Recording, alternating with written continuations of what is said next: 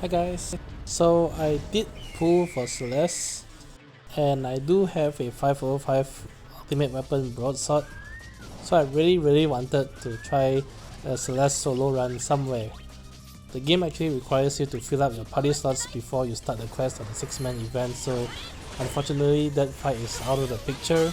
So I was going through current available events and I wanted to do a fight with more than one enemy, so at least 2 enemies, because that really showcases her FR very well.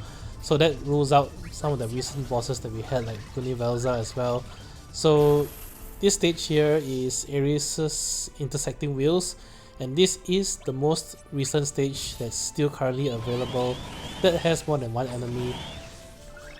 You might be wondering, well, what about Minwoo's stage? That fight has 2 enemies. Unfortunately though, that fight has the bosses absorbing ice attacks, so that fight is also out of the question. So Aerith's Intersecting Wheels it is. And I must say that I am very impressed with Celes's FR, and you'll see why later on. It's particularly powerful, I guess, in a similar way to Minwoo's FR as well, the more turns the bosses take, because those would then result in you absorbing their attacks, which increase the bonus, and also triggering Celes's traps, which further increase the bonus as well. So when the bosses take multiple consecutive turns, it really racks up the force bonus extremely quickly. Celes herself is also pretty tanky, I have to say. This fight in particular has very frequent HP attacks from the bosses, but Celes does have a little bit of HP mitigation, and her traps also heal herself, so you don't really have to worry much about dying on this stage. This is really a true solo stage. I didn't bring a friend unit. Unfortunately, I did have to set a call ability on Celes, and that's because on this stage, right here when the bosses go airborne, they can inflict Charm and Bane debuff on you. So here is where I use the Lena base call. In case you're wondering why, her base call gives you a 4-turn buff that gives you 100% debuff immunity. So this way, the Charm and Bane debuffs won't stick on Celes. I did go into an early BT mode here because I was hoping to hit Force time before the bosses. They did end up entering Force before me, which on hindsight I think is actually a good thing on this stage, because eventually you will run out of the Lena buff on Celes, and you really don't want to fight where you can get debuffed by Bane and Charm.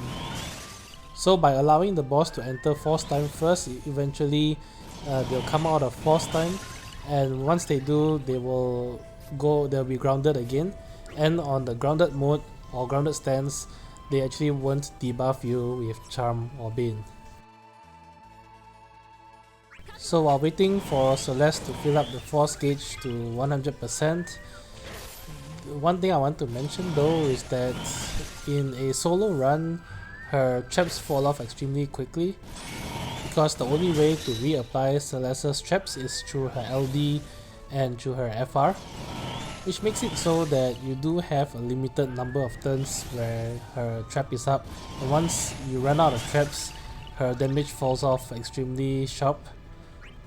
That being said, you do have a very healthy number of turns where the traps are active, because for one thing, while her BT aura is up, she gets +2 turns to her traps for a total of 8 turns, and she has 5 uses of her LD, so that's 40 turns of traps from her LD and an additional 8 turns from her FR.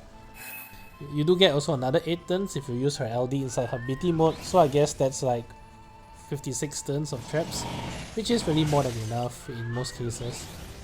In case you're wondering why the damage is 0 here, in enemy's force time, only force attacks will do damage, but it doesn't really matter, even 0 damage will still tick up the force bonus.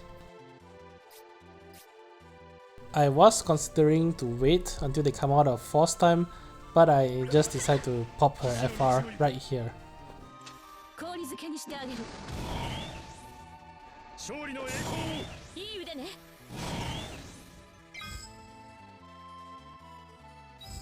Now watch the force bonus.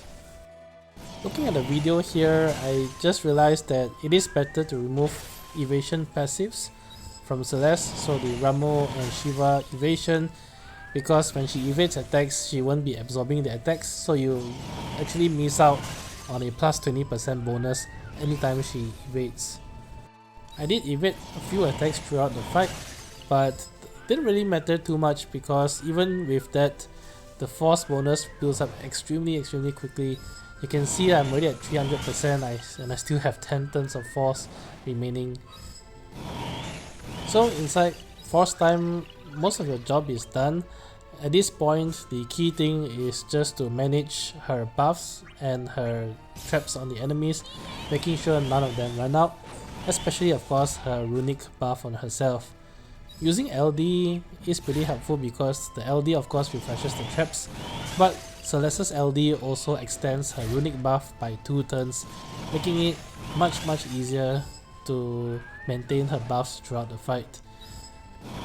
You should ideally also try to maintain her BT aura up because that does impact of course her damage, but also her trap duration as well.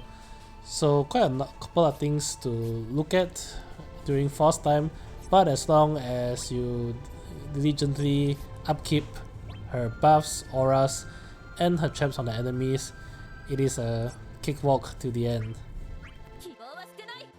So as Celes is doing her stuff, I guess just my thoughts and rough opinion on Celes herself. I actually don't think that she is needed to pass content because there are quite a number of options for tanks and all of them are still very viable even in the current meta. So if you do have say Oren or Gladiolus or Galuf, you really only need to bring of course one tank to the party. Any more than one is overkill and you have to sacrifice DPS to fit 2 tanks in. If you are a new player of course, then I would highly recommend to consider picking up Celes.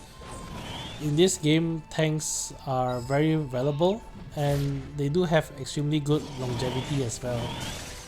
As for myself, I kind of want to pull for Celes, mainly for one thing, she actually does solo runs extremely well and I am quite interested to try her out to solo a couple of stages that's coming up. Secondly, looking at her kit, I think she can potentially fit into an auto plus strategy as well. So if you watch some of my runs, I'm a big fan of going auto plus runs, and I think Celes has a lot of synergy here. You can go Celes and Core for example, or Celes Core and another tank if you want that can counter attack. And the AI selecting Celes's LD and her EX doesn't really matter too much because her LD extends her runic buff anyway, so most of her kit would still function even in an auto plus run. So I'm at 99% and I could actually just pop summon and finish the fight, but I decided to just might as well let the bosses kill themselves at this point. Celes is really in no danger of dying. She does have to tank a couple of HP attacks, but they don't really do a lot of damage anyway. Regarding Celes's setup, as I mentioned before, I think you probably want to remove evasion passives on Celes so that she can potentially absorb more brave damage. I did also remove some speed passives from her.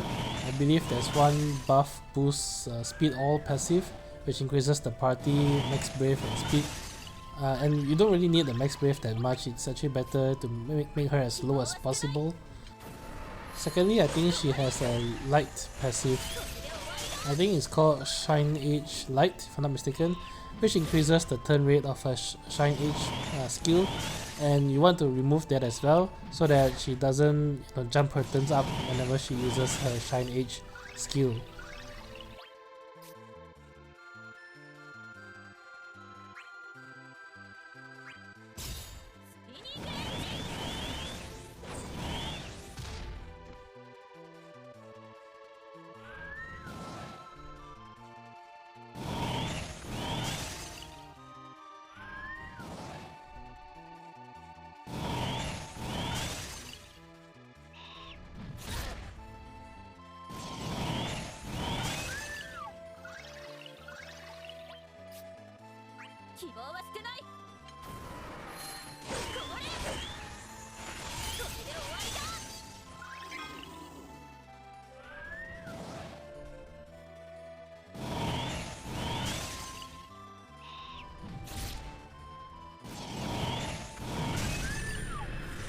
So that's it.